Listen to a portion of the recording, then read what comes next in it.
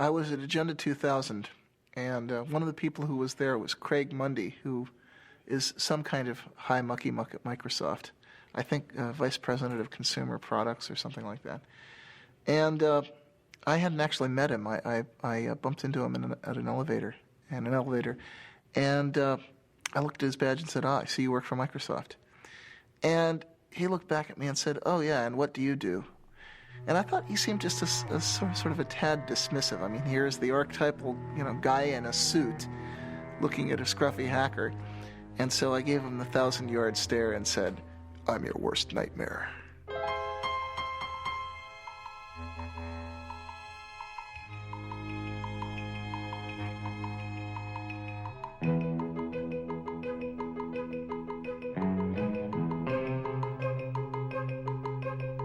For most of its short but colorful history, the computer industry has been dominated by the Windows operating system. But that could soon change, as Windows faces a strong challenge from Linux. Silicon Valley has long been the place to develop new technology, start new companies, and get really rich. Now the Valley is the front line in a revolution fighting for that most politically incorrect of ideas, individual freedom. Day and night, a loose confederation of hackers and programmers zaps bits and pieces of computer code around the world as it builds the tools to set computer users free. Using open information and the free exchange of technology to achieve its goals, this revolution began in the 1980s with the free software movement and the GNU project, and now is most commonly associated with Linux and the open source movement. We do have one sector that is taking off today. It is the Linux-related sector. And I thought this might be a good opportunity to say, what is Linux?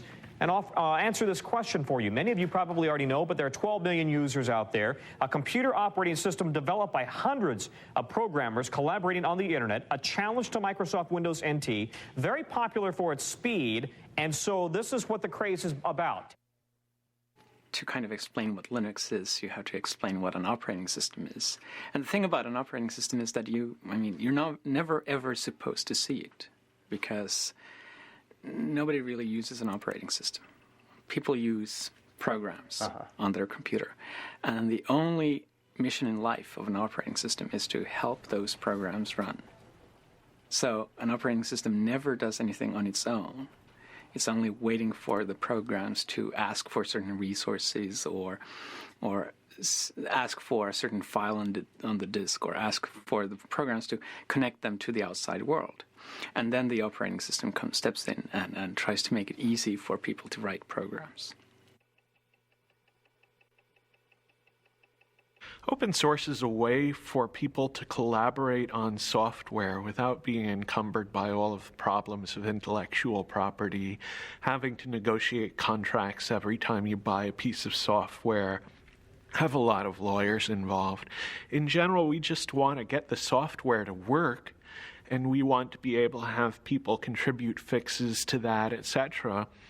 So we sort of sacrifice some of the intellectual property rights and just let the whole world use the software.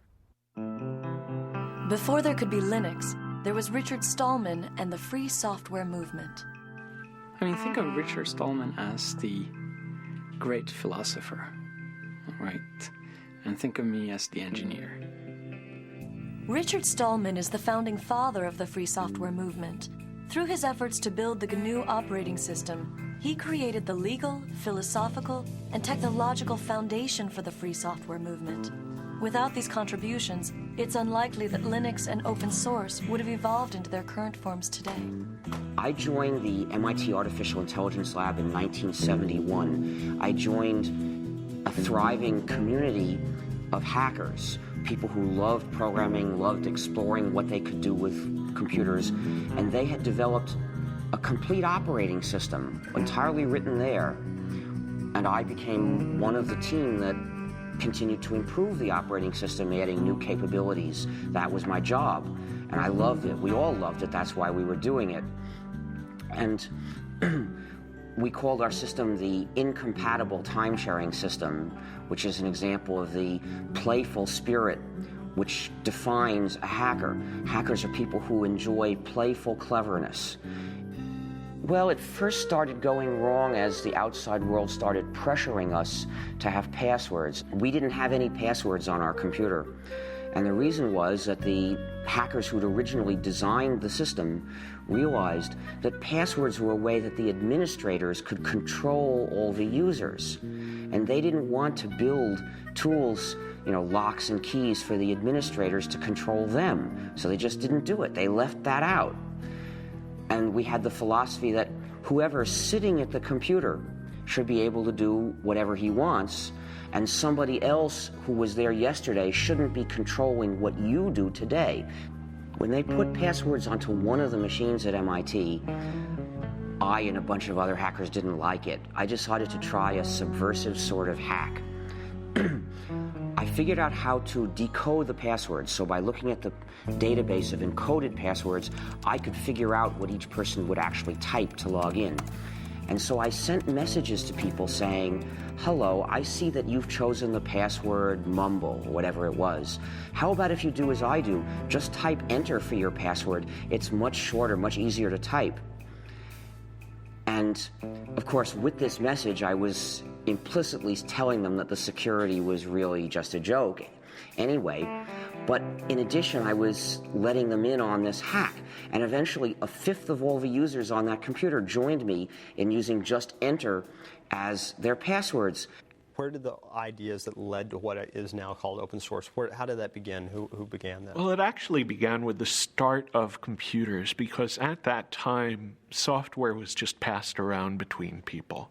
And I think it was only like in the late 70s, early 80s, that people started really closing up their software and saying, no, you can never get a look at the source code. You can't change this software, even if it's necessary for you to fix it for your own application.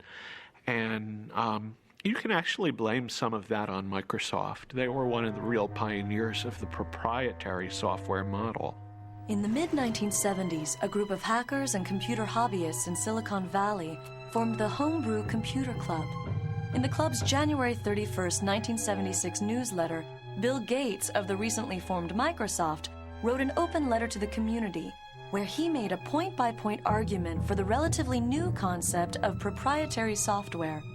Up to that point, the practice of computer users had been to freely pass around software with not much thought given to its ownership.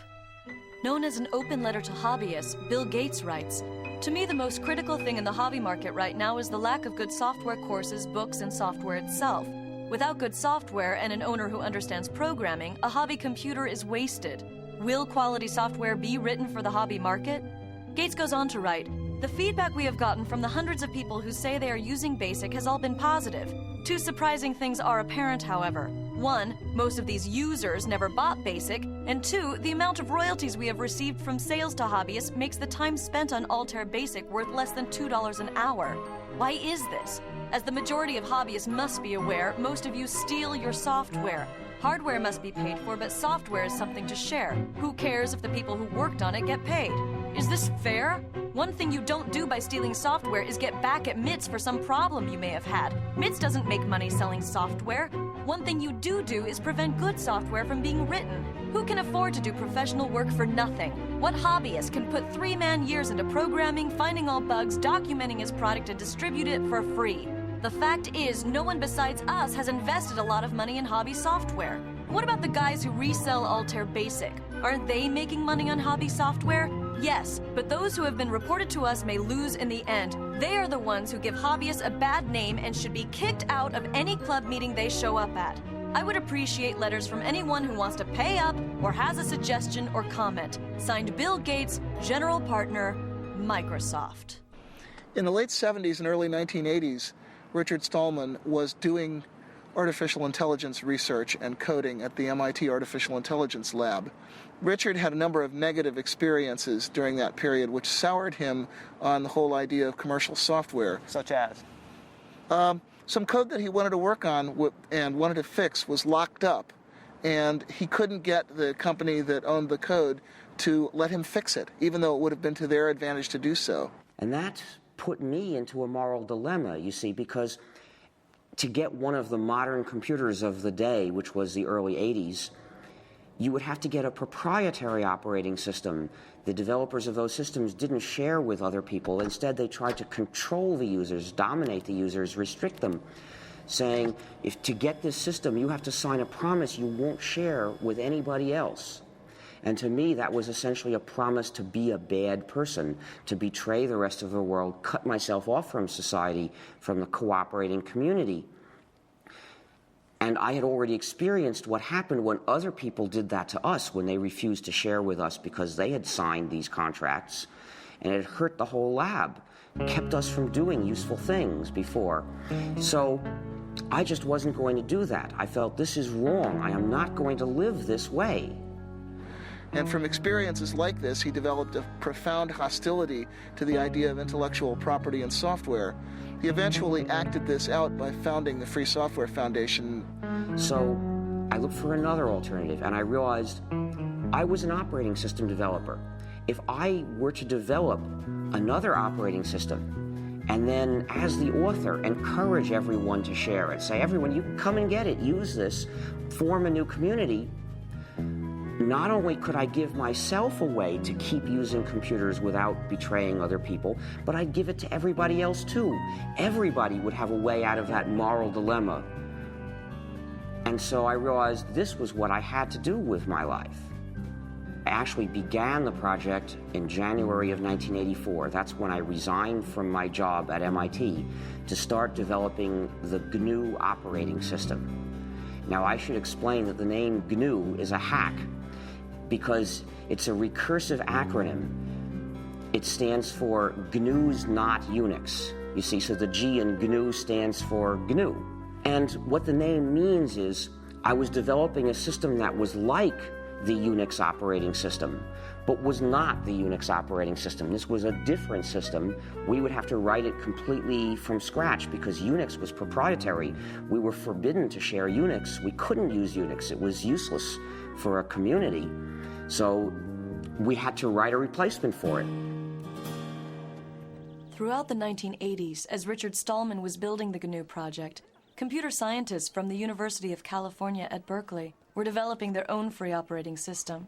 Known as Berkeley Unix, or BSD, it was based upon the Unix kernel which had been licensed from AT&T. However, due to legal problems with AT&T and fragmentation of the source code, hackers and other non-institutional users were slow to adopt it. Well, Unix consisted of a large number of separate programs that communicated with each other. So we just had to replace these programs one by one. So what I started doing was writing a replacement for one program, and then another, and then another, and then people started joining me because I published an announcement inviting other people to join me to help write these programs. And by around 1991, we had replaced practically all of them. What were some of the programs that you Well, we had to have a complete system, you need to have a kernel, which is the program that allocates resources to all the other programs. You need a compiler, which translates a program from readable source code that programmers can understand into numbers, mysterious numbers that the computer can actually run. You need other programs that go with the compiler to help do this job. You need a debugger. You need a text editor. You need text formatter. You need mailers. You need lots and lots of things. There are hundreds of programs in a Unix-like operating system. I saw Stallman's announcement. Actually, I met him in February of 1987. He came to give a 5-day tutorial on Emacs at our company.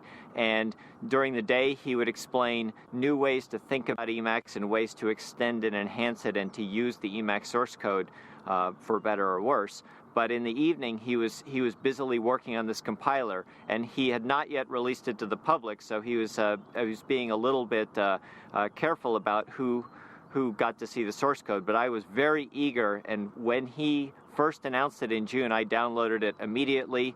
I played with it. I got some pointers from him, and when I sent the source code back to him, he was very actually amazed at how quickly I was able to ramp up on his technology.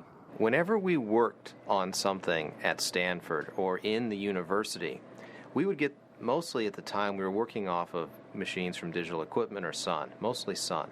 Whenever we would get a Sun machine, the first thing we would do is we would spend literally days downloading GNU free software from the internet, building it and installing it on that Sun machine. The crucial thing about GNU is that it's free software. Now, free software refers not to price, but to freedom. So think of free speech, not free beer. The freedoms that I'm talking about are the freedoms to make changes if you want to, or hire somebody else to make changes for you if you're using the software for your business, to redistribute copies, to share with other people, and to make improvements and publish them so that other people can get the benefit of them too. Now, those are the freedoms that distinguish free software from non-free software. These are the freedoms that enable people to form a community. If you don't have all these freedoms, you're being divided and dominated by somebody. My first experience contributing to free software came in late 1989, early 1990. I was working as a graduate student at Stanford University on computer-aided design tools. One of the pieces I needed was a tool called a parser generator. Well, the Free Software Foundation under Richard Stallman had created a great tool called Bison. I needed a tool that worked with C++. Bison worked with C. I modified Bison to create something called Bison++. And it was a tremendous feeling of empowerment to be able to take a piece of software that was available and create what you needed in a very short piece of time by modifying it. I put it back on the internet, and I was amazed at the number of people that picked it up and started using it. In fact, I remember going to job interviews. I at various times considered just going out and getting a job, and I had gone to a job interview, and I was talking with one of the people, and I started asking them about what tools they used, and they said, gee, we use Bison++, and I said, oh, I'm the author of Bison++.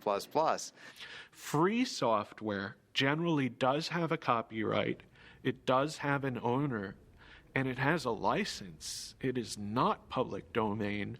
If we put the software in the public domain, somebody else would be able to make a little bit of changes and turn that into a proprietary software package, which means that the users would be running our software, but they wouldn't have freedom to cooperate and share. To prevent that, we use a technique called copyleft. The idea of copyleft is that it's copyright flipped over. And what we do is we say, this software is copyrighted, and we, the authors, give you permission to redistribute copies. So we give you permission to change it. We give you permission to add to it. But when you redistribute it, it has to be under these terms, no more and no less, so that whoever gets it from you also gets the freedom to cooperate with other people if he wants to. And then in this way, everywhere the software goes, the freedom goes too, and it becomes an inalienable right to cooperate with other people and form a community. And so what is that, the license? What is that? Well, copyleft being a general idea, in order to use it, you have to have a specific example. And the specific example we use for most GNU software packages is the GNU General Public License, a particular document in legalese which accomplishes this job. A lot of other people use that same license. For example, Linus Torvalds uses that license for Linux as well. Well, the license I use is the GNU General Public License. That's the one that Richard Stallman wrote, and I think it's a really astounding contribution. It's one of the few software licenses that was written from the standpoint of the community rather than from the standpoint of protecting a company or, as is the case with the MIT and the BSD license, performing the goals of a government grant program. And the GPL is really unique in that it's not just a license, it's a whole philosophy that I think motivated the open source definition. I don't hide that a lot of what I do came from Stallman. A crucial step in the growth of GNU, Linux, and the free software movement was the creation of businesses based upon the software and philosophy. Ground zero for the beginning of the business phase was the Electronics Research Lab at Stanford University. Known as ERL, the lab was the place where the first GNU and Linux businesses found their inspiration. So right here is where ERL was. That would have been the entrance over there next to the Electrical Engineering McCullough building. So you walk in, you come in, you walk down the hallway down here, My office would have been about here, and then right across the hall from that was Michael Tieman's office. Michael Tieman took and started a company, Cygnus Software, but the idea was to sell consulting and services around the GNU free software. And, well, Michael's done very well with Cygnus. Well, I spent a lot of time working out how we were going to make money, and in the original GNU Manifesto, which is the last chapter of the GNU Emacs manual, Stallman proposed a number of different possible ways to make money. From the beginning of the free software movement, I've had the idea that there's room in it for business to be done. One of the advantages of free software is that there's a free market for any kind of service or support. So if you are using software in your business and you want good support, you have a choice of people to go to for it. You have a choice of businesses that are in the business of providing you with support. So they're going to have to, in general, give you good support, or you'll go to somebody else. With proprietary software, support is a monopoly. There's one company, typically, that has the source code, and only they can give you support. So typically, you're at the mercy of a monopoly. That's the case, for example, with Microsoft. So no wonder the support is so bad. The benefits of free software were tremendous, but the cost of supporting it internally made managers very, very nervous. And so the fundamental idea I had was, if we could build a model that could deliver 2 to 4 times of support and hand-holding capability that an internal engineer could provide, and we could do it at 1/2 to 1/4 of the cost, that would meet the test of whether or not people would actually buy. And by about the fall of that year, we had all of the things worked out about who we needed on the technical team, what the terms of the sale would be, what the key price points were, and we actually received our incorporation in November of 1989. One of the most difficult things in starting our company was actually finding a name for it. I explained this to one of my friends. We were having difficulty, and he returned an email message that basically just had a bunch of words with the name GNU in it. And Cygnus was the one that looked least obnoxious and least obscene. I can say very clearly that Cygnus was the first business that specialized in free software. Cygnus supported free software, filled a very essential niche because we had this great software. You could get it for nothing, but you couldn't get support, and they made their money by charging for support. The GNU project started by building a toolkit of basic development tools such as a C compiler, a debugger, a text editor, and other necessary apparatus. And their intention was eventually to develop a kernel to sit underneath those and be the center of the operating system. By about 1990, they had successfully developed that toolkit, and it was in wide use on a great many variants of Unix, but there was still no free kernel. The kernel happened to be one of the last things we started to do, and we had started it not long before. And that's when Linus Torvalds came along. Linus or Linus? What's your preferred pronunciation? When I speak Swedish, it's Linus. When I speak Finnish, it's Linus. When I speak English, it's Linus. And I really don't care how people pronounce my name. But Linux is always Linux. He developed a kernel and got it working faster than we got ours working, and got it to work very nicely and solidly. His kernel is called Linux. The initial goal was my very personal goal, to be able to run a similar environment on my computer that I had grown used to at the university computers. And I could not find anything that suited me for that, right? So having been doing computers for all my life, basically, at that point I just decided that I'll do my own. Most of the inspiration early on came from Sun OS, which was what I was using at the university at the time. Which university? University of Helsinki in Finland.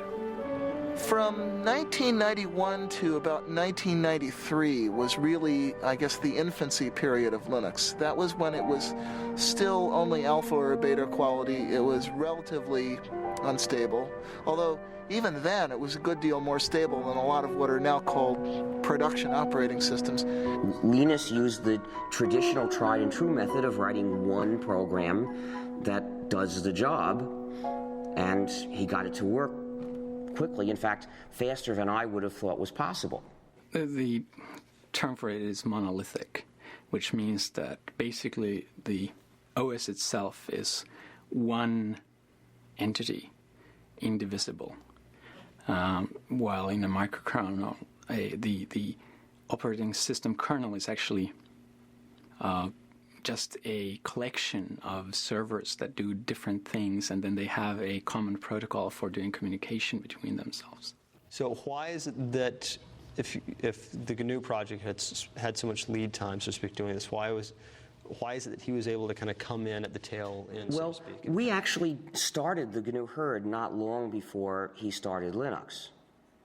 And as it happened, though, we chose a design that's a very advanced design in terms of the power it gives you, but also turns out to be very hard to debug. We decided to divide up the kernel, which traditionally had been one program, to divide it up into a lot of smaller programs that would send messages to each other asynchronously to communicate. And the problem is that style of programming has a great deal of potential for bugs, which are often very hard to figure out because they depend on does this program send this message before or after this one sends that message. And the result was, it took us years to get the thing to work. What is Linux's relationship to the GNU project? Well, there's relationships to GNU on kind of multiple levels. One is just a philosophical level of thinking that making your source open is a good idea. When Linus developed the kernel, he wasn't doing it for the GNU project. He did it independently. And he released it independently, and we didn't know about it. But some of the people who did know about it decided to look for what else they could find to put together with that kernel to make a whole system. And they looked around, and lo and behold, everything they needed was already available. What good fortune, they thought, but actually there was no chance about it. They had found all the pieces of the GNU system, which was missing just the kernel. So when they put all that together, really they were fitting Linux into the gap in the GNU system, but they didn't know that. There's a lot of these programs done by the Free Software Foundation and done by other people like Linux, and there's a symbiosis between Linux and the programs, so that the programs run on Linux and at the same time, and they take advantage of Linux as a platform, while Linux takes advantage of the programs by just being able to use them. What programs? For the main one is actually the GNU C compiler, which without a C compiler it would not have been possible to make Linux or most of the open programs available. Linux uses the GPL, and I agree with the kind of philosophy behind the GPL. That said, the GPL itself is not a very pretty document, which is probably just because no lawyers can ever be very pretty.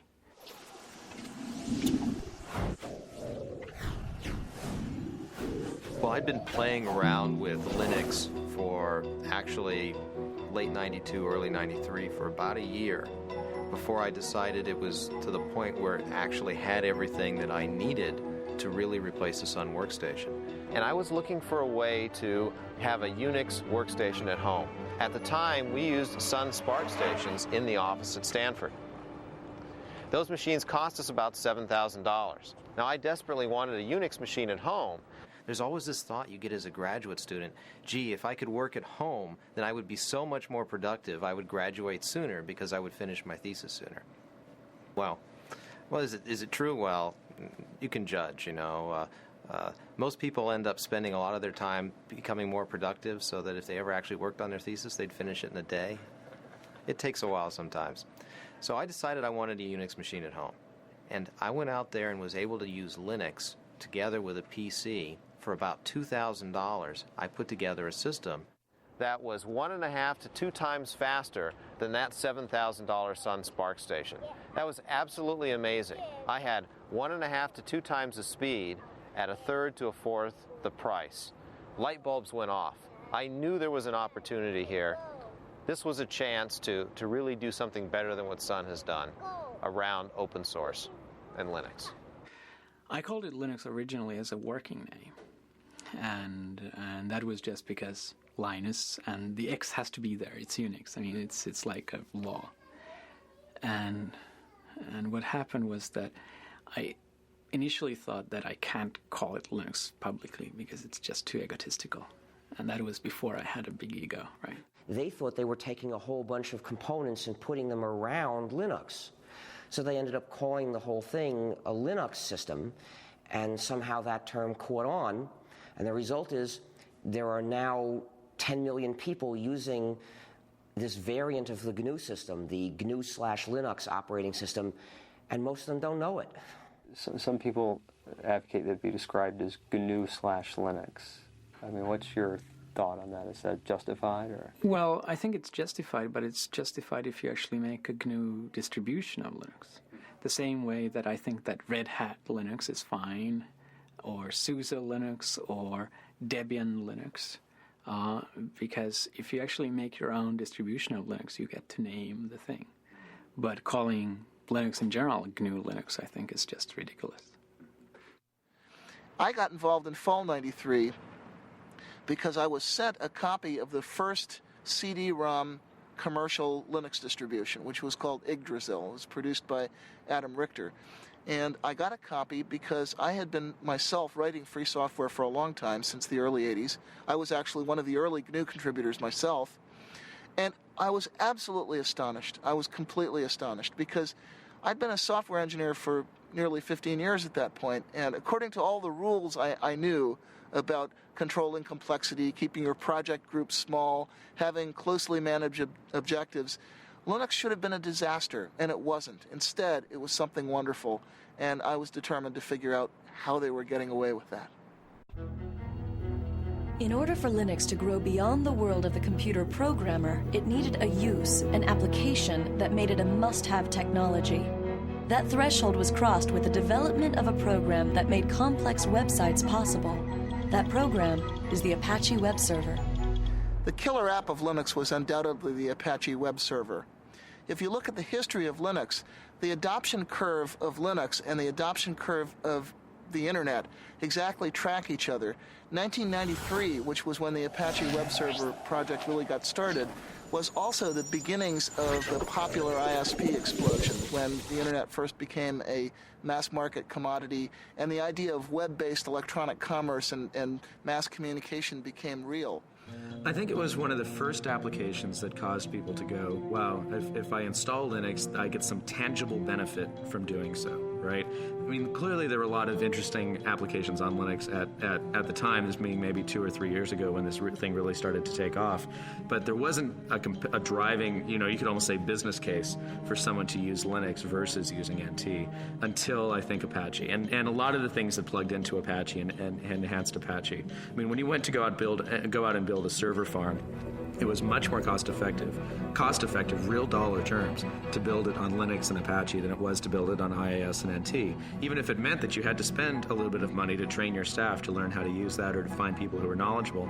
But the good news was that that knowledge wasn't very expensive because there are all these college students out there who had been using Linux for a long time and were very familiar with it. If you look at the trend curves in web servers, Apache has steadily been gaining in market share ever since. It's up to something like 66% now. It's steadily clobbered all of the closed source competition. And that's because it's more reliable, it's more flexible, it's more extensible. It does what webmasters actually need. And the combination of Apache and Linux found its way into a great many commercial shops. Essentially, Apache became the application that motivated internet service providers and e-commerce companies to choose Linux over Microsoft's Windows. It would probably run best on Linux and on FreeBSD. And the reason is the communities around those operating systems are also the communities that contribute the most back to Apache, right? And they were also the operating systems that internet service providers started using very heavily as well. And internet service providers really liked Apache because it allowed them to do a lot of different things that some of the commercial web servers didn't, such as the ability to host more than one website on a single box, which clearly if you're an ISP and you have 40,000 users and they all want their own website is going to be pretty important to you. One of the key factors in the growth of Linux was the creation of companies that specialized in the distribution and support of the operating system itself. Among these companies, Red Hat Software is the best known. Red Hat started as a product of Mark Ewing.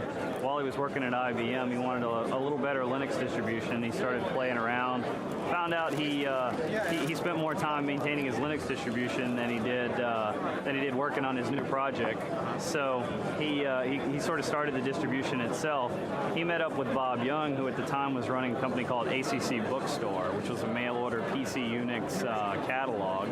And Bob kind of knew he wanted something, more his own to market rather than reselling other people's products. And he was fairly good at marketing, and Mark knew he needed some marketing help because he was fairly good at the technical part, so they kind of got together. I started working with Red Hat in May of 1995, basically right out of NC State, along with Eric Trowan, who me and him combined make up employees number 4 and 5. And we actually reported to work at an apartment that Mark Ewing used to live in. We took it over as kind of the development part of Red Hat Software, and stayed that way till about November of 1995, when a toilet we had in the apartment kind of exploded, flooded our downstairs neighbor, and she got a little upset, and the apartment folks found out we were running a business there instead of actually living there at the same time, so they decided to throw us out. So at that point, we had about a week to go find our first office, which we did, and get ourselves moved in a hurry. So.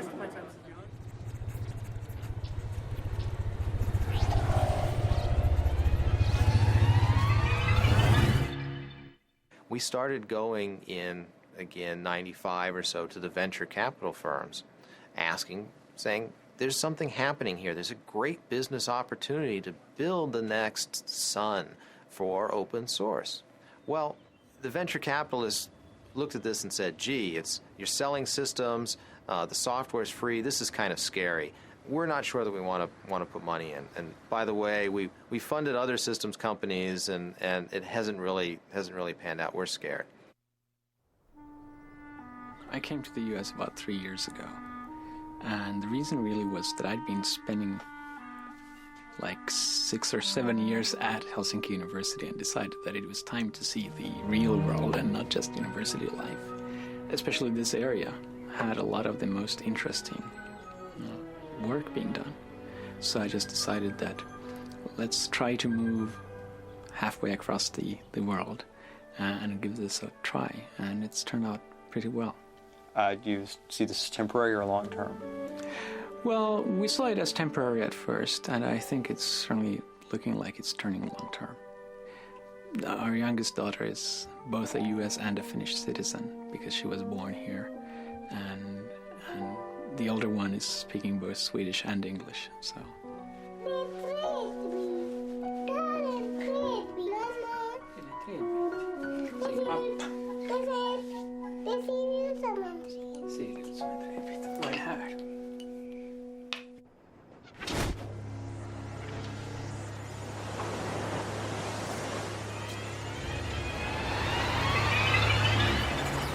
The next major event was one that I had a direct hand in. I wrote a paper called The Cathedral and the Bazaar, which was my observations, my anthropological analysis of what it was that made the open source world work. We didn't call it that then. We were still using the term free software primarily. So it was my observation of what made the free software world work and why we were able to produce extremely high quality software in spite of constantly violating all of the standard rules of software engineering. In that paper, I was setting up a contrast between two different styles of development, two opposed styles of development. One, which is the conventional closed development style, which I called the cathedral style. In that one, you have tight specification of objectives, small project groups which are run in a fairly hierarchical, authoritarian manner, and you have long release intervals. On the other hand, what I identified as happening in the Linux world was a much more peer-to-peer, decentralized market or bazaar-like style in which you have very short release intervals and constant solicitation of feedback from people who are formally outside the project, a very intense peer review process. And the startling thing was that the more I looked at this, the more it seemed that trading away all the supposed advantages of conventional closed development for that one single advantage of massive independent peer review actually seemed to win, actually seemed to get you good results. The reason Netscape is important is that they were the first large company to participate in open source. We had Cygnus providing support, but we didn't really have much business. And Netscape went to open source essentially as a way to fight Microsoft, which was giving away Internet Explorer, but not letting anyone else have the source code, not letting companies collaborate. Working as part of the sales force, I got a good idea of why people bought our software and what it took to make our software successful in the marketplace against competitive products. However, the problem we were seeing is that as time went on, our software was being competed against by other people's software, particularly Microsoft's. And as time went on, the price of our software had to drop because other people were giving their software away at no charge or at little charge. No, the real problem was that they feared that Microsoft would achieve a monopoly lock on the browser market, and they would then use that monopoly lock to pervert, actually, the HTTP and HTML standards that the web depends on. And once they had turned those standards into lock-in devices, they could then use that control to drive Netscape out of the server market, which is where it was making its real money. My concern was that as time went on, Netscape's business would be threatened by the fact that we didn't have enough people to do all the things we needed to do as a company in order to keep our software viable in the marketplace. The Netscape release happened in early 1998, and I was told later, I had no idea at the time, that it came about as a direct result of the right people having read The Cathedral and the Bazaar. The Cathedral and the Bazaar, the paper by Eric Raymond, was a significant influence on Netscape's decision to release source code. Came as a complete shock to me. I wasn't really ready for the thought that I was changing the world, even by accident. However, it was not by any means the only influence on that decision, and not necessarily the most important one when all is said and done. As I said, Netscape had already been talking about releasing source code for quite some time before anybody had ever heard of Eric's paper. Linux Congress in early 1997, which was the first place that I gave that paper. And one of the people who heard it was Tim O'Reilly of O'Reilly Associates. And he thought it was pretty intriguing. And he asked me to give it at his first Perl conference, which was later that year in fall of 97.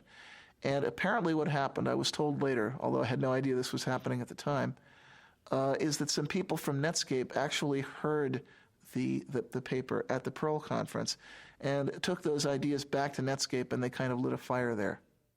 The role of my paper was essentially to make the internal case at Netscape, to make the business case for why Netscape should release its source code. The paper was called Netscape Source Code as Netscape Product. A strange title. Essentially, what the title meant was that, in my opinion, we needed to think of source code not just as something that was used in creating our products, but as something that was a product in its own right, something that customers might use, that other people might use. I then looked at what the business models might be if we release source code for our products. How would we license them? How would we sell products in this environment? Then I looked at the competition, particularly Microsoft. What would they be likely to do if we release source code? Was there some way they could use our source code against us? I used Eric's paper as an example of how distributed development could work, how a company could develop software not just using their own people, but also working with people on the internet.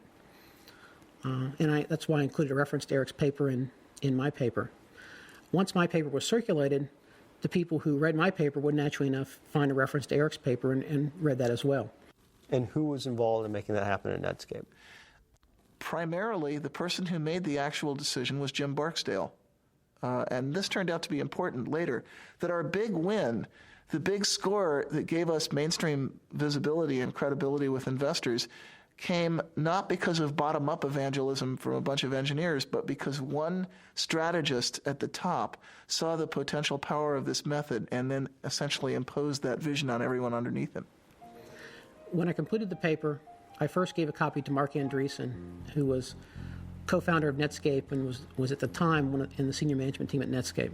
Mark then gave a copy of the paper to several other people within Netscape management, including Jim Barksdale. I'm not sure exactly when Jim and the other senior managers made the actual decision. I believe it was in early January sometime. Netscape actually announced that it was going to release the source code on January 22nd, at the same time that they released that they were going to give Communicator away for free. When Netscape decided to release the source code, people sort of got a wake-up notice that said, hey, maybe there is something to this idea of releasing source code and doing development with people outside your company. So Netscape's decision brought a lot of public attention to the idea of free software, what became known as open source, and brought a lot of attention to the Linux operating system, which was one of the most prominent examples of open source software at that time.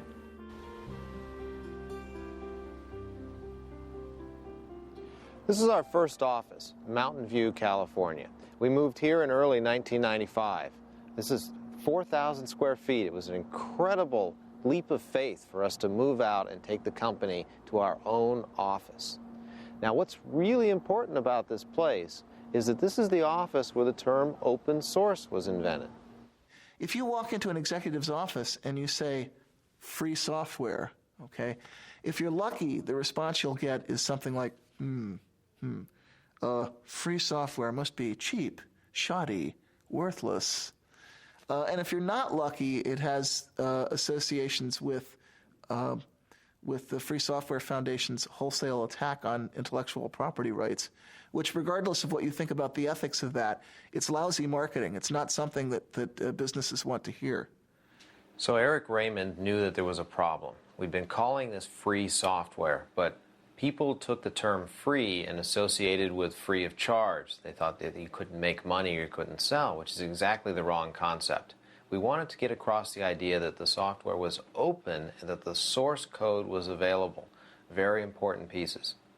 We had this meeting at the VA offices in Mountain View where Eric, myself, and Christine Peterson from the Forsyth Institute joined us, as well as several other people. Christine Peterson was there by phone.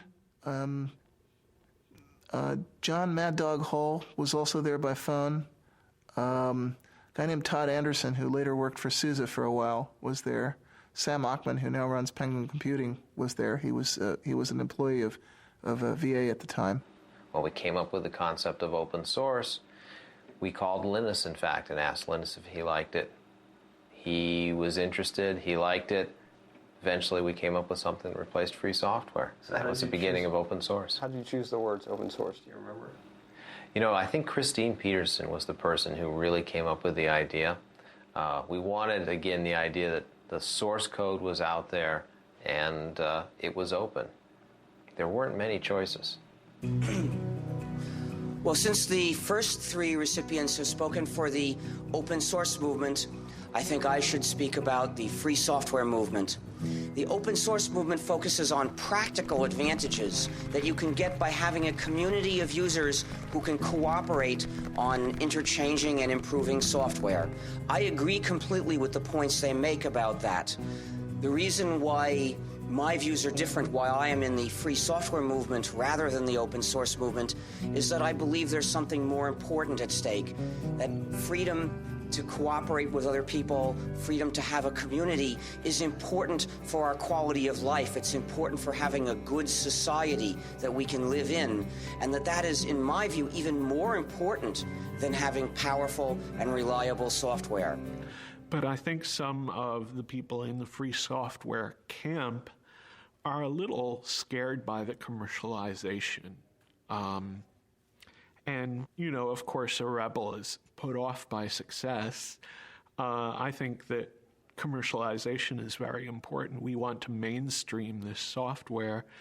And I work with Richard Stallman, who's the gray-haired man of free software, on a regular basis, and I don't feel I have any philosophical differences. Me as author of the open source definition, and he is originator of free software as an organized thing, except for one thing. Richard wants all software to be free, and I think that free software and non-free software should coexist. That's the only difference we have. we decided early on that what we needed a definition. We needed a kind of meta license to define the term open source. And what we came up with is a document called the Open Source Definition. It's derived from the Debian Free Software Guidelines that were originally written by Bruce Perens. I'd written the original draft of that, discussed it for a month with the Debian developers. Debian is a Linux distribution, and made it their project policy. And Eric and I decided to relabel what we'd written for Debian as the open source definition, and to say open source is software that gives you a list of 9 rights, which is in the open source definition. The first right is free redistribution. This doesn't mean free as in no price, it means liberty. You have to be free to redistribute your software to someone else, and actually no price is a side effect. You can charge for that redistribution or not. It has to come with source code so that someone can maintain a program. If they go from a PC to a Mac, for example, they can change the software. Derived works have to be possible. If someone has to improve your program, they should be able to distribute the result. There's a provision about integrity of the author's source code, which says that the author can sort of maintain their honor, and if you make a change, you might have to change the name of the program or mark out your change very clearly so that your change doesn't reflect on the author. There's no discrimination against people or groups. The example I usually use is you can't stop an abortion clinic or an anti-abortion activist from using the software. There's no discrimination against fields of endeavor, and that means the software has to be usable in a business as well as in a school. The license has to be distributable. In other words, I have to be able to give that license to someone, and that license then should work if that someone gives it to yet a third person. The license can't be specific to a product. In other words, if I distribute my software on a Red Hat system, the license can't say, you can't distribute this on a SUSE or a Debian system. The license can't contaminate other software. So if I distribute this on a CD with another program, it can't say that other program must be free, otherwise you can't distribute my software. And then the only other part of the open source definition is a list of licenses that were accepted. And the ones that we started with were the GPL, which was actually the example for a lot of what's in the open source definition, the BSD license, because software for BSD system pre-existed Linux.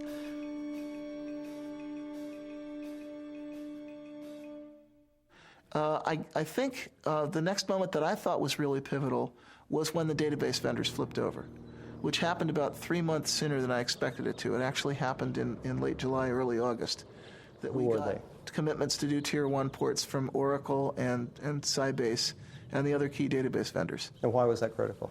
Because we knew that in order for the open source story to be credible, and especially in order for the Linux story to be credible, we'd have to get commitments from independent software vendors to do ports of their applications to these platforms. And I was actually kind of worried. I felt that we were in a window of vulnerability between the time that we announced the open source campaign and the database vendors flipped over. That was the point at which hostile action by Microsoft or other closed source software companies, that was the point at which a serious marketing blitz might actually have sunk us. But once the big database vendors flipped over, that opened the way for other ISVs. That started a snowball effect going. Every 6 months or so, I would come back to the venture capitalists and I would show them the new numbers, showing more and more people adopting Linux, the new people porting, new users, and I'd show them our customer list.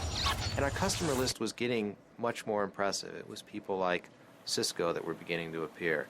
People like, the .com companies were starting to show up on our customer list. And eventually the venture capitalists, they kept looking at it and they kept saying, oh, we can't quite do it. Finally, Linus appeared on the cover of Fortune because there was something happening with open source. Well, at that point, the the venture capitalists couldn't ignore it. They just got sick of hearing about Linux everywhere, and they got tired of me just, showing it to them every at that point almost every week. So they decided it was time to invest, that there was something happening. Well, I announced open source to the world on the internet. I did a lot of the early administrative work of starting the open source initiative. And I think 6 months later, I was reading the words open source in the news all the time and was totally astounded. And a year later, I believe Microsoft was talking about releasing some source code.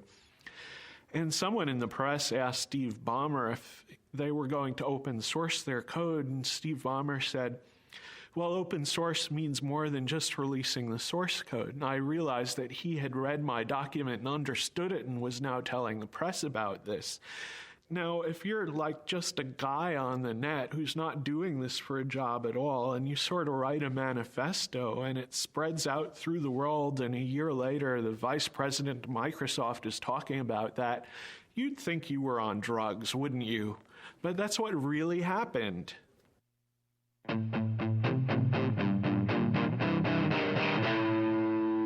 The local user groups tend to be more an issue of building a social network, especially getting people familiarized with the issues, also just acting as a kind of support network for people who do not, for example, have the ability to pay for a commercial support network. So one thing they're doing in this area, for example, is they're making these, I think it's once a month, they're having install fests, which means that people who have problems getting Linux installed on their machine or have some issue, maybe they've actually installed Linux but want to set up the network in a specific way, can actually bring in their machines to this users group meeting. And there's a lot of people that are willing to help who've maybe seen that problem before.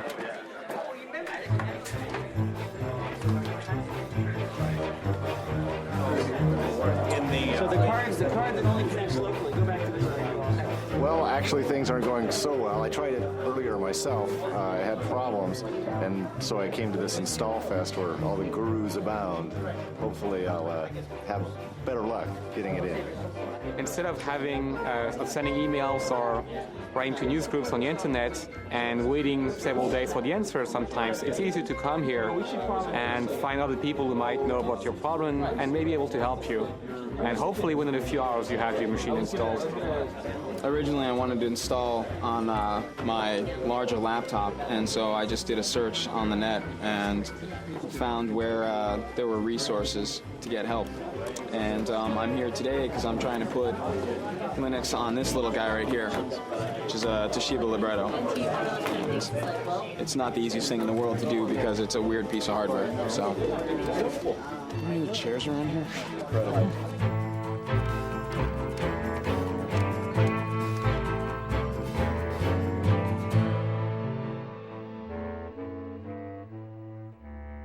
I think the Department of Justice case has made people aware of the fact that you should at least look for alternatives to Microsoft, and maybe Microsoft isn't the American dream after all.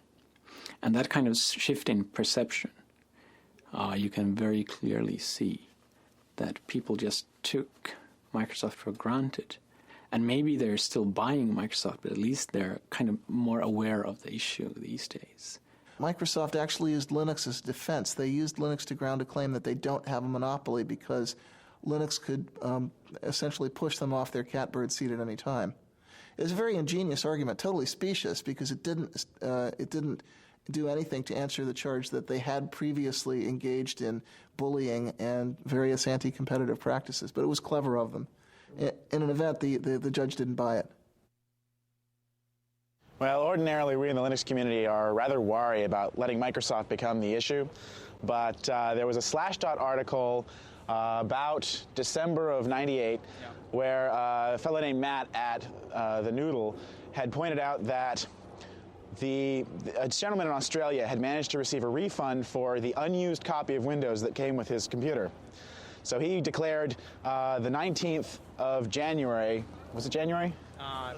It's February, I'm sorry, the 19th of February, he declared the 19th of February Windows Refund Day, and he encouraged everyone to go to their computer manufacturers and return their unused copies of Windows as it was specified in the Windows End User License Agreement. Yeah, it's important to remember that in the license itself it says that you can receive a refund if you don't use the software, and that the manufacturer is bound by law to do this, or at least bound by contract. And we found that, you know, if you called up these manufacturers, they basically said, "It's stop bothering me, kid," and hung up on you. We didn't really want to sort of give out the location of where we were going to meet until, you know, at the very last second. So what we did is we had people meet at places that we could control in the different towns around here. So I was the San Jose marshal, and I believe, Nick, you were the San Francisco? Rick Moen and I did San Francisco. Right. Yeah. And so we had maps there, and we handed them off to everybody who was coming. Well, we actually met at a Denny's that's just outside the Foster City limits, Foster City city limits, which meant also that it was just outside the Foster City police jurisdiction, which meant that any incidents that happened at the meeting point happened in the jurisdiction of San Mateo, and if they told us to get lost, we'd say, fine, we're going to Foster City, bye. It's sort of the Dukes of Hazzard method of avoiding the cops, so. Well, actually, we marched on the other side of this building. We marched around and up onto the parking structure that's up there. And that's where Microsoft had a reception laid out for us with drinks and a big sign that said, you know, Microsoft welcomes the open source community. And the local news cameras got shots of Eric Raymond and the Microsoft representative. The Microsoft story seemed to mostly be that this was not an issue for Microsoft, but rather from the OEMs. So we all needed to go back to our computer manufacturers and try yet again to try and get a refund from them. We responded to them saying, you know, we've tried that, it's not possible. We need Microsoft to take action at this point. And they just repeated the tagline over and over again. You need to go to the OEMs, the manufacturers, and get your refunds there. We had about 150 people, probably about half of which had signs and such, so. Well, we ended up actually right in this courtyard here. Basically, we originally gathered outside. Various people sent groups in. People from the FreeBSD camp sent a couple folks in. We had Eric Raymond and Chris actually tried to go up eventually. And, they had blocked the elevators off to us. Where were their offices? Their offices are right up here on the 9th floor. We got some really nice press out of it. And we think as a result, Toshiba made it possible for you to buy laptops without the operating system on it. So it's a small victory, but well, and even now, companies such as IBM and a lot of other computer manufacturers are allowing you now to buy machines that don't have Windows on them.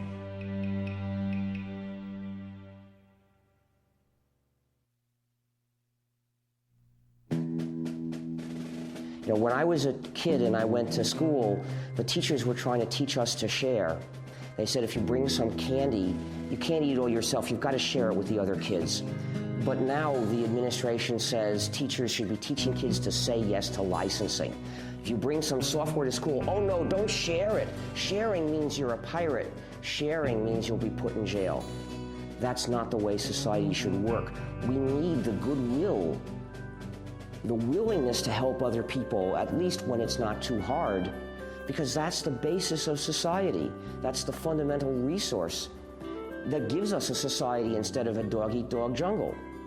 So what about people that say that if you have rampant piracy, it will eliminate the profit motive, and then in the creative works, software will not be? Well, they're wrong on both counts. For one thing, people are making a profit from developing free software, but for another, the freedom to have a community is more important. People that casually look at open source free software and think, well, because you're supposed to share and do it for people's goodwill, doesn't that seem somewhat communist? What's your response? Absolute nonsense. It makes me really angry when people do that. Well, back in 1989, actually, communism would have been a compliment. The word that people were using at that time was crazy. I wanted them to use capitalism. Communism is an ideology that forces people to share. If you don't share, you get thrown in jail or killed. In 1990, we got a visit from a director of an institute in Moscow University. And actually, I saw him in Helsinki just 2 weeks ago. But in any event, he came by, and Richard Stallman had suggested that he visit Cygnus because he was interested in understanding how the free software model might apply to stimulating entrepreneurial innovation in Russia, of all places.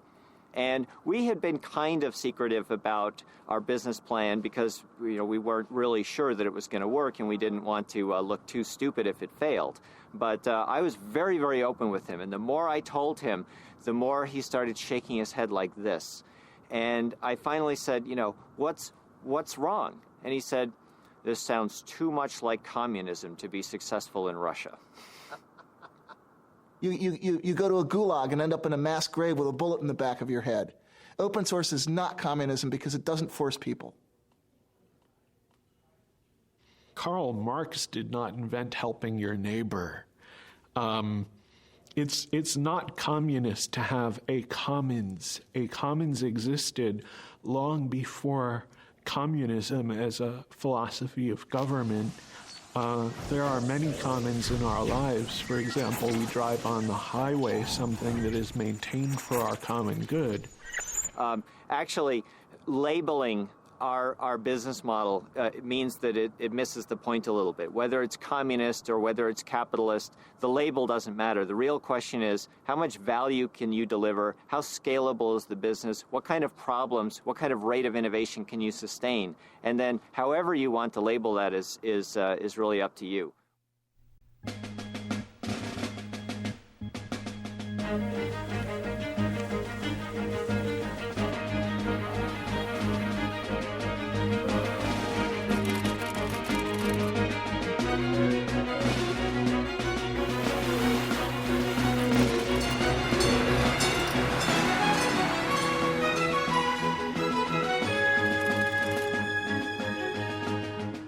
A lot of people described that August Linux World as Linux's coming out party. Linus Torvalds was very funny about that. He said, what, was Linux gay? But some people said, yeah, that was our debutante ball. That was when the Linux guys, the hardcore hackers, really got it together with the suits.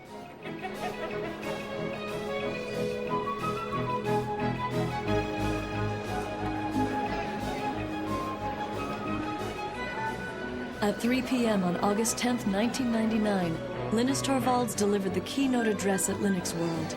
The crowd of 6,000 people began lining up at 12 noon.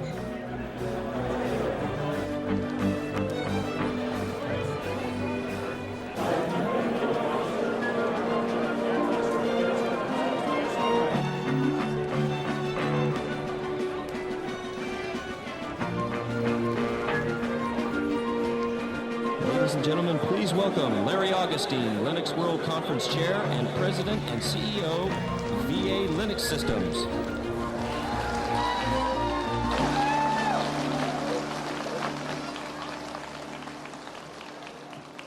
These guys have to clap. I pay them. Thank you all for being here. It looks like it's been a great show so far. If you'll indulge me for a moment, I'm going to try and avoid the glare of the lights and just I still think there's a lot of people, even though this is the second show, I still think there's a lot of people who don't quite get what it is that's so exciting about Linux. There's this great show going on next door, there's huge exhibits and everything, but it's the people out here that are the real contributors, not those companies. The person on next, I know you all know, so I don't have to give anything in the way of introduction. Ladies and gentlemen, I give you Linus Torvalds. Linus.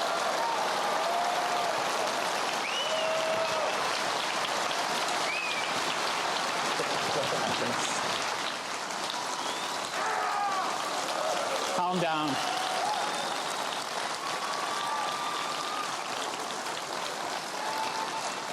Calm down. Say, ooh. Yes. I don't want to just give one of my normal talks because I find them boring. Probably by now most of you find them boring too because you've heard them like 10 times.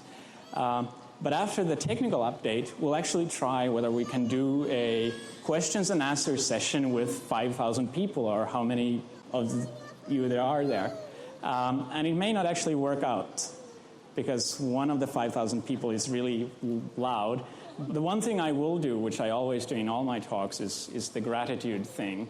I want to kind of acknowledge the fact that I've obviously not been alone in doing Linux.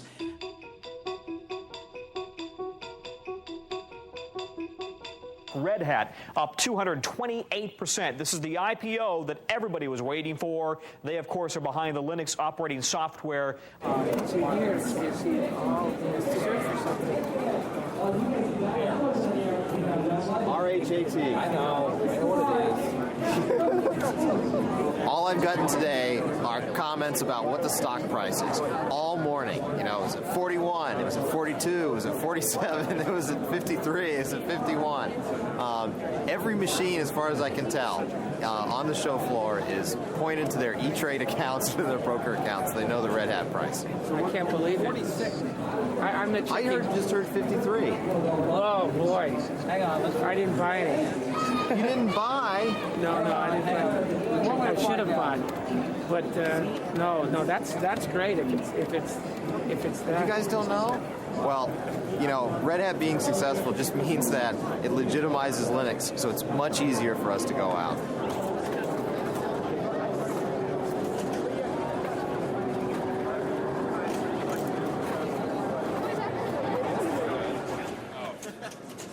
Yeah, our made for digital homoerotic adventure kits. The government confiscated that one. Yeah. It's kind of been a little bit divided. You've got a lot of people that are pretty hardcore, and they're kind of offended by that, you know, because they've worked really hard and they're not really getting maybe their fair share out of that. Some people do get ticked, and you know the thing that you'd see that on a lot of mailing lists or on Slashdot. You know, you'll read, this guy is really mad because he didn't get a chance to didn't get a chance to get stock from Red Hat. He didn't get a chance to get a job from this other company. You know, but the kind of the shocking secret there is that most of the really hardcore guys, you know, they don't care so much. The guys that are kind of really down in the trenches, they're writing this code because they need this code. If we could invite Richard Stallman, who's the founder of the Free Software Association, and Tim Ney, who's the managing director. There we go. Here it is. Now, Richard, I saw you playing your recorder in Paris at that Linux conference, but I didn't have an audio track. So would you get them to add audio to their video downstream next time? I don't have any control over that. Unfortunately, those things can only be done with non-free software. Okay. All right. We'll give you the award. And before you say a word, we'll have Tim and yourself hold up a little representation of the contribution towards the Free Software Association. So, very ironic things have happened, but nothing to match this. Giving the Linus Torvalds Award to the Free Software Foundation is sort of like giving the Han Solo Award to the Rebel Fleet. You see, some of you may not realize how far that analogy goes. But actually, let me tell you how we got here. See, what happened is, 15 years ago, if you wanted to use a computer, the only way you could do it was with proprietary software that divides and subjugates the users. And a lot of people didn't like it, but they saw no alternative. But some of us were determined to make an alternative, and we said we're going to develop a free operating system, a free software operating system that will give users the chance to have freedom while they use their computers. Now, a lot of people said, well, it's a nice idea, but it's so hard, we'll never get it done, so I don't want to participate. I don't believe you can ever get it done. But luckily, not everybody said that. And clearly, we knew we would eventually get the kernel done. But as it happens, somebody else did a better kernel before we did. Now, in the old days, we had an overall strategy for calling people's attention to the importance of freedom, to the freedom that they can have or not have when they use a computer. Well, what can we do about it? As far as I can tell, the only workable way of trying to change this and make that strategy work again is to spread the word that the operating system you're using is actually the GNU system, somewhat modified, of course. And when people know this, they'll take a look at the reasons we developed this system, they'll think about these issues, and some of them will decide they agree. So I ask people, please tell people this is the GNU system. It's the combination of GNU and Linux, so we can call it GNU/Linux.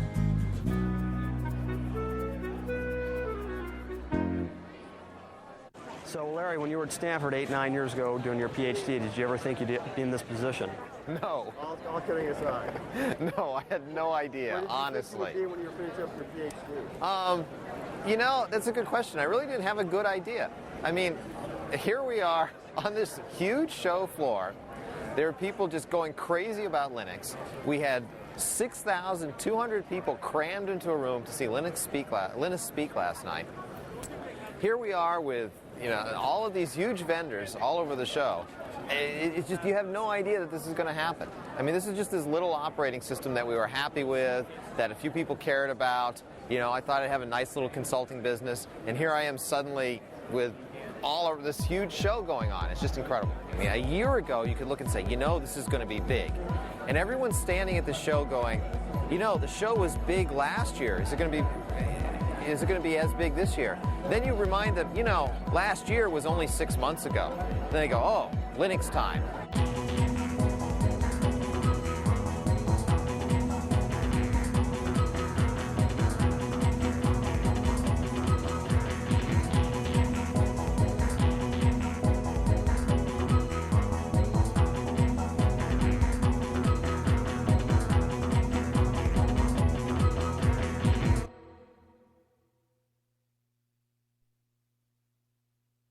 So leading up to the IPO, we had arrived actually in San Diego on Tuesday night.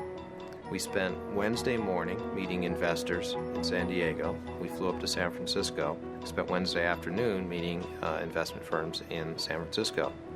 Then on the Thursday morning of the IPO was when our stock would be traded publicly. So it was nice that we had ended the tour in San Francisco, because we could go to the Credit Suisse trading desk the next morning to watch the public offering. And in San Francisco, being close enough to the company and to our families, we could invite people up to actually join us in the first trade. So I invited my wife, and we invited Linus and Tova and a number of other friends and people who worked in the company to join us. Whenever we invite Linus and Tova, they have 2 young children, and I have a daughter, Andrea, and we always bring the kids along. So we went into the Credit Suisse trading floor with all these traders, and there are these 3-year-old kids running around and chasing each other around the show around the trading floor. So Linus and I walked in, and we walked up into the trading floor, and everyone was very excited, and we kept asking them, well, how's it going? Are things going okay? And they said, oh, we're really excited. We think things are going well. We don't want to say, you know, we don't want to jinx anything. We walked in, there was a big screen TV showing CNBC, and it was amazing to us, but the theme for the day was Linux. Now, we have an IPO that's going to go today, and when I mean go, it is going to go. The estimates I'm hearing are staggering, but watch VA Linux Systems. It goes at 1240 today. The symbol is LNUX, a provider of large-scale computer service and workstations specially designed for the Linux operating system. The original range on this IPO was $11 to $13, then $21 to $23, then $28 to $30, priced at $30. And the estimates I'm hearing, I don't want to repeat because I don't have a confirmation, but if they're true, they will blow your mind when this stock takes off at 1240. I turned to Linus and I said, gee, did you ever think, you know, you'd walk in here someday and Linux would be the theme on CNBC? And you know, Linus in his joking way said, oh, absolutely. So we walk in and they show us the buy and sell orders coming in, and it's incredible. We're seeing numbers like $320, $340 a share. And I'm just in complete shock. You know, this is over 10 times where we priced the offering. It was incredible. And I remember Linus just kind of sort of patting me on the back and saying, just, you know, relax. And it was pretty exciting to see that. I mean, it was just amazing. We were stunned. We were lucky that we were able to get back to the offices. We'd been in San Francisco, so we could come back to VA's offices to see everyone in the office for the IPO. We got back, we had, everyone was obviously very excited. The IPO had done just tremendously well. We had a little party that we put together. It was interesting, while we were celebrating, though, there were plenty of people that were still trying to work. I recall cries of, be quiet, we're on the phone, we're working, as we went into the offices. One of the things I did was I gave the roadshow presentation for the employees back at the office so they could have an idea of what we'd been telling investors and understand exactly what we'd put together for them. But again, the story of the day is VA Linux now up 766% to $235 to $265. Sue, the best performing IPO ever. Here it goes. Sycamore Networks was priced at $38, surged to $270. This has just beat it. And by the way, so how do you feel about potentially billions of dollars of wealth being created from your creation, but you're not necessarily directly cashing out? So if I hadn't made Linux available, I mean, I wouldn't have gotten any money that way either. So I mean, it's a win-win situation.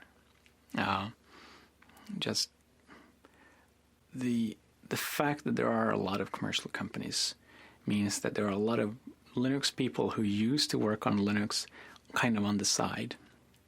And now they get paid for doing what they wanted to do. And that helps me in the sense that I wanted them to work on Linux anyway.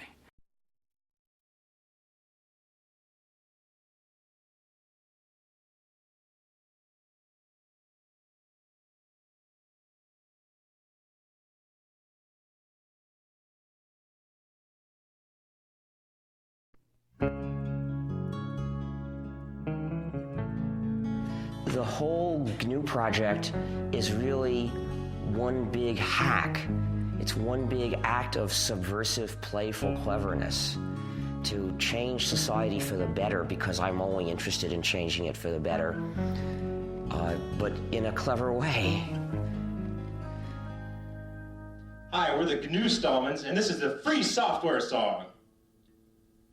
Join us now and share the software. You'll be free, hackers, you'll be free.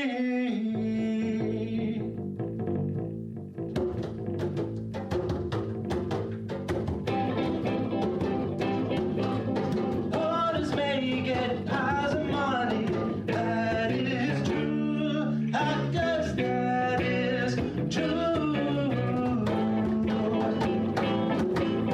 But they cannot help their neighbor, that ain't good. Hackers, that ain't